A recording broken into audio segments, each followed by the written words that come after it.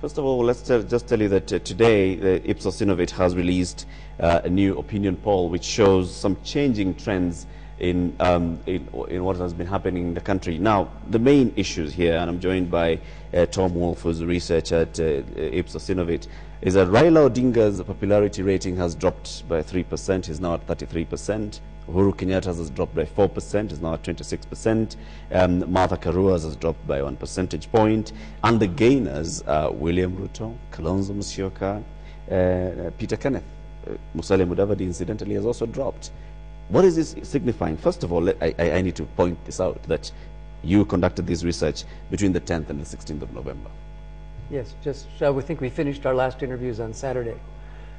Well, your question is an interesting one. I'll duck it slightly by encouraging you and others to take a longer-term view of these results. For example, if you go back to July of last year, Raila had exactly the same percentage that he has now, at 33.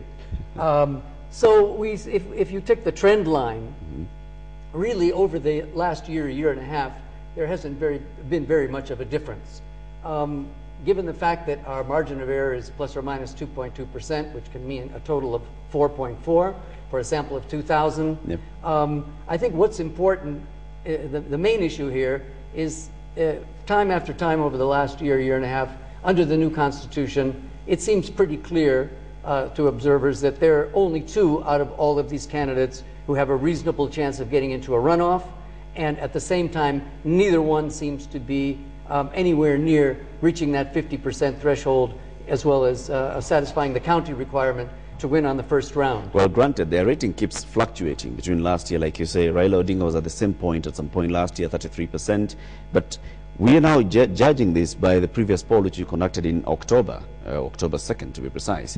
And between then and mid-November, we are seeing that Raila Odinga's popularity has dropped by 3%. We are seeing that Uhuru's has dropped. We are now seeing that William Ruto and Kalonzo Musyoka are gaining. Let's look at the events that have been happening in that 1 month.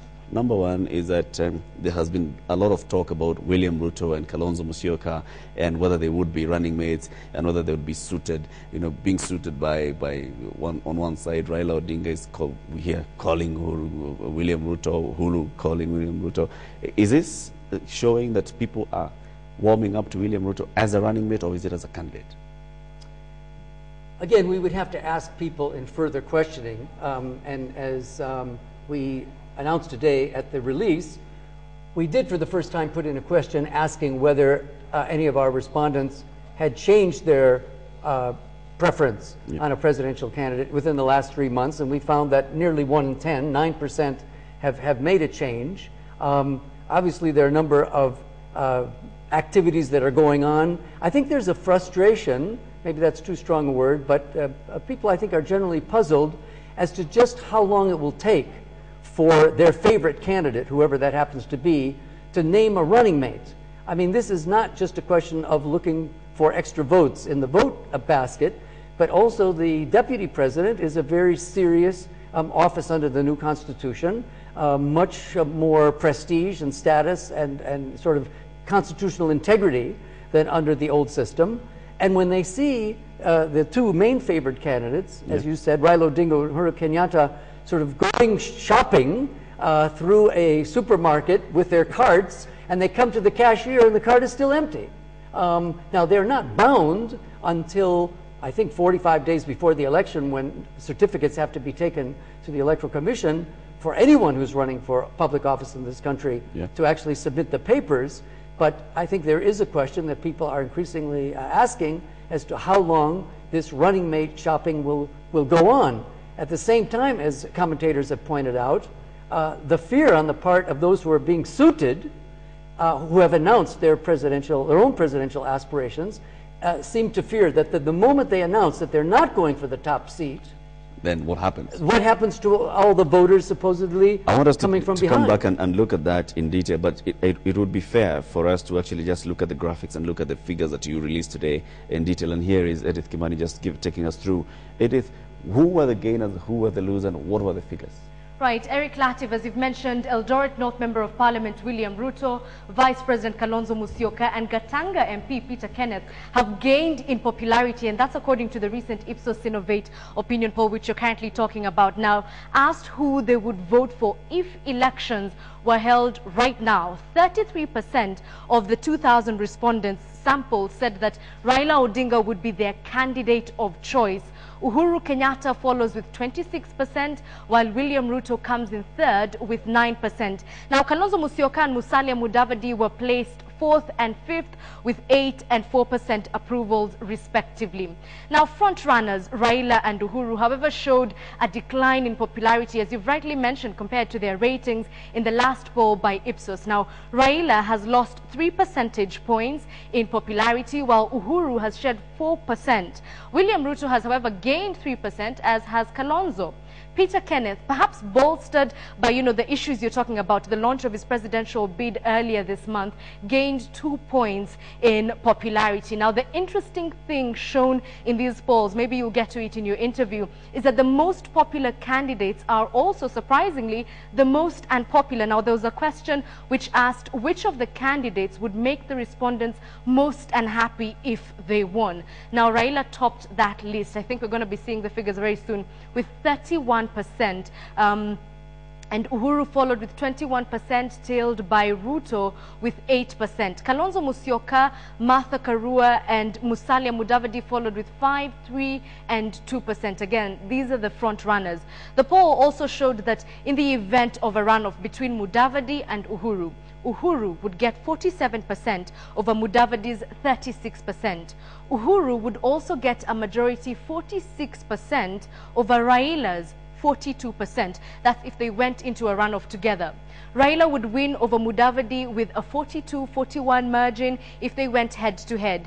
And Uhuru Ruto runoff would see Uhuru get 44% over Ruto's 27%, although this scenario also had the most respondents. That's 29% of them saying that they would vote for neither.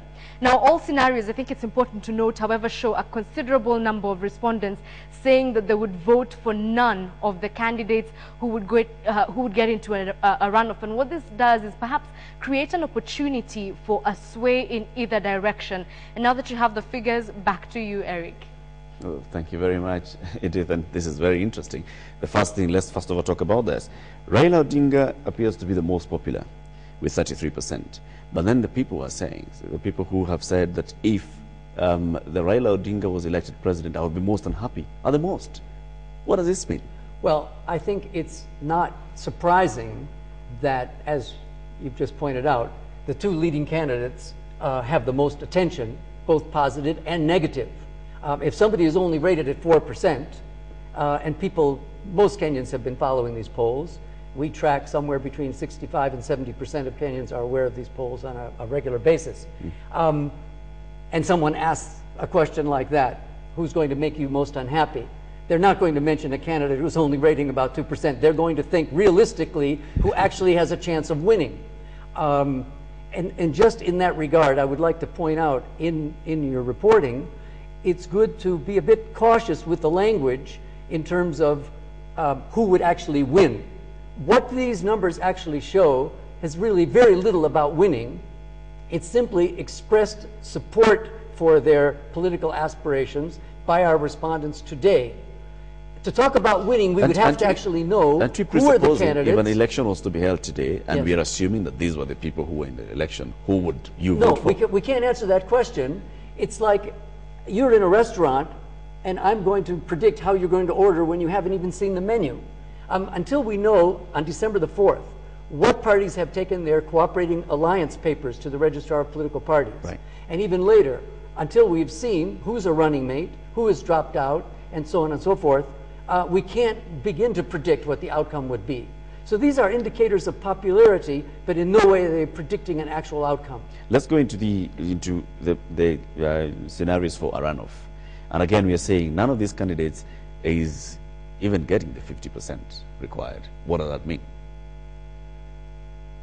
Well, it certainly means that none of them so far has been able to amass a broad enough base of support to get anywhere near that number. I think you could go through each candidate one by one and make an assessment, whether yourself, your own opinion, or by having focus groups or doing another survey and finding out what are the strengths and weaknesses of each. I should point out that another question we asked after going through this preferences is, regardless of who wins, what would you like the next president to do in terms of the two most important issues in terms of your priority? And we looked at all the major candidates, and these results were the same. What were the employment issues? opportunities, improving the economy and infrastructure, then security and corruption. I mean, it was the same for all of them. So regardless of a supporter of one candidate or the other may, in a discussion with you or me, be able to articulate very forcefully why they prefer that particular individual. But when it comes to how they want to operate and serve the country, what they're in office, they're remarkably similar, which is again a reflection of the fact that's been pointed out by many analysts. These political parties, and indeed the candidates, don't seem to differ that much in terms of the policies they're articulating. At least we haven't seen those yet. Whether on security grounds, regional issues, economic development, if you go to their rallies and listen to the speeches, it's the same. It's pretty similar. Let me ask you, in this research, is there any question where you've asked people, if you were saying that you prefer Raila Odinga, you prefer Uhuru Kenyatta, you prefer Peter Kenneth, why? Is there a question why coming out? Is it, and does it seem to answer why they prefer these candidates? We didn't ask that question this time, but as we did before the 2007 election, we certainly asked that question once we actually knew who the candidates were. Okay. We'll be doing another poll before Christmas. So this is gonna, and if you pay me enough money, I may insert that question, and then I'll give the responses to you, and you can have the sole privilege of releasing those to the Tom, I cannot let you go without asking you this question, because number one, I've seen the last opinion poll you conducted was in October. Now this is November, and you're saying in your report today, you said that you're going to be releasing these polls every 4 to 6 weeks. You'll be conducting another opinion poll. Number one, who is financing this poll? These are paid for by the company, and as some people know, opinion polls or survey research of this nature is a very, very tiny, less than 5%, probably less than 3% of the company's annual business. It's wonderful publicity for the company. I know on a number of occasions in the years that I've been associated with it, when we've been trying to get clients, the management has said, doesn't matter, we can do it at a loss. It's great business because most of the corporate and other business internationally and locally has nothing to do with public. Musalia Mudavadi sent a statement this evening, and he said, he basically trashed this opinion poll. He says, how can you explain somebody being most popular and still being most unpopular, and among other issues? And he is not alone. Kalonzo Musyoka is on record saying, no, I do not trust these opinion polls. Uhuru Kenyatta has said this. Peter Kenneth has said this. William Ruto has said this previously. These politicians, none of them seems to actually agree with whatever you say.